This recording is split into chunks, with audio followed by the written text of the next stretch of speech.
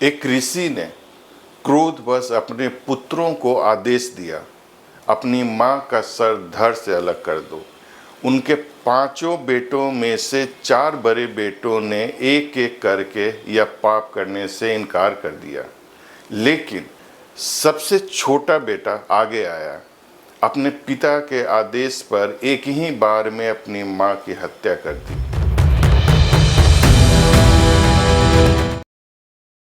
एक ऐसे वीर योद्धा की कहानी जिससे पूरी दुनिया थर थर कांपती थी।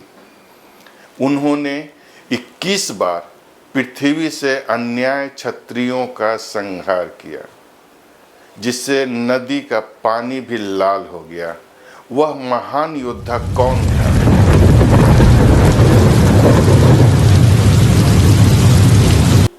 आखिर परशुराम हैं कौन? भगवान विष्णु के 6ठे अवतार हैं परशुराम। उनके पिता का नाम ऋषि जमदग्नि और माताजी का नाम रेणुका था। आखिर ऐसा क्या हुआ जिसकी वजह से परशुराम जी को अपनी ही माँ की हत्या करनी पड़ी? एक दिन रेणुका जी नदी से जल भरने गईं। उन्होंने वहाँ एक राजा को देखकर उनकी तरफ आकर्षित हो गईं, जिससे उनकी पवित्रता नष्ट हो गई। जब वो आश्रम लौटे तो ऋषि जमदग्नि ने अपने दिव्य दृष्टि से यह सब जान लिया। वे अत्यंत क्रोधित हुए और उन्होंने अपने पुत्रों को आदेश दिया कि वे अपनी माता का वध कर दें। भगवान शिव ने परशुराम जी को दिव्य वरदान दिया था, लेकिन वह नहीं जानते थे कि उस दिव्य अस्त्र का प्रहार अपनी ही माँ पे करनी पड़ेगी।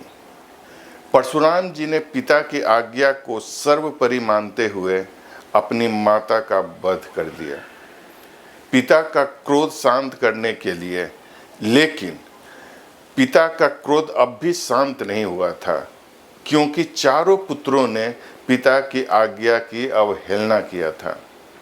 इसलिए परशुराम जी ने एक एक करके अपने सभी भाइयों को मारना पड़ा। ऋषि जमदग्नि अपने पुत्र की आज्ञा पालन निष्ठा से प्रसन्न हुए। उन्होंने परशुराम जी से वर मांगने को कहा। परशुराम जी ने विनम्रता पूर्वक 3 वर मांगे। मेरी माता पुनः जीवित हो जाए, मेरे भाई भी पुनः जीवित हो जाए और उन्हें कुछ स्मरण न रहे। इस कार्य का कोई पाप मुझ पे ना लगे।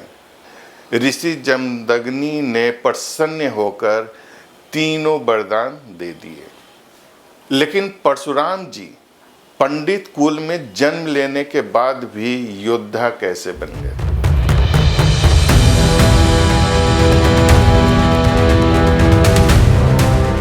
इसके पीछे की वजह है कार्तवीर्य अर्जुन, जो माहिष्मति राज्य का एक राजा था, जिन्हें सहस्त्रबाहु भी कहा जाता है।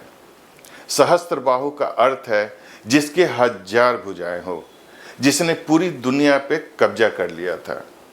कार्तवीर्य अर्जुन ने ऋषि दत्तात्रेय को ध्यान किया और उन्हें प्रसन्न किया, और वरदान स्वरूप उसने 1000 भुजाएं मांगी, ताकि उसके सामने कोई भी शक्ति टिक न सके, ना कोई युद्ध में हरा सके।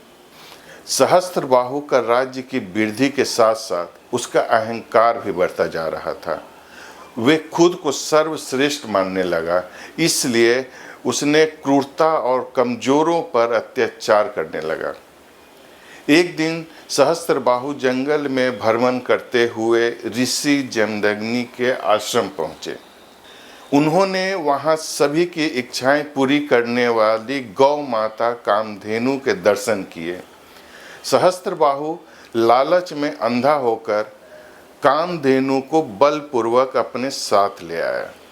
परशुराम जी को जब यह बात पता चली कि सहस्त्रबाहु कामधेनु को बलपूर्वक अपने साथ ले गया है, तो वे बहुत क्रोधित हुए और उन्होंने सहस्त्रबाहु को युद्ध के लिए ललकारा। सहस्त्रबाहु परशुराम जी को एक साधारण मनुष्य समझता था, लेकिन जल्द ही उसे एहसास हो गया कि उसने अपनी मौत को बुलावा दिया है। परशुराम जी हवा में एक बाण चलाए जो हजारों में बदल गया और सहस्त्रबाहु की पूरी सेना पर बाणों की वर्षा होने लगी। परशुराम जी ने सहस्त्रबाहु की एक एक करके उसकी सारी भुजाएं काट दी। उसे बचाने वाला कोई नहीं था और अंत में उसका सिर धड़ से अलग कर दिया। लालच ही उसकी मृत्यु का कारण बना, लेकिन उनके पुत्रों ने इससे भी बड़ी गलती की, जिससे उनका वंश नष्ट हो गया।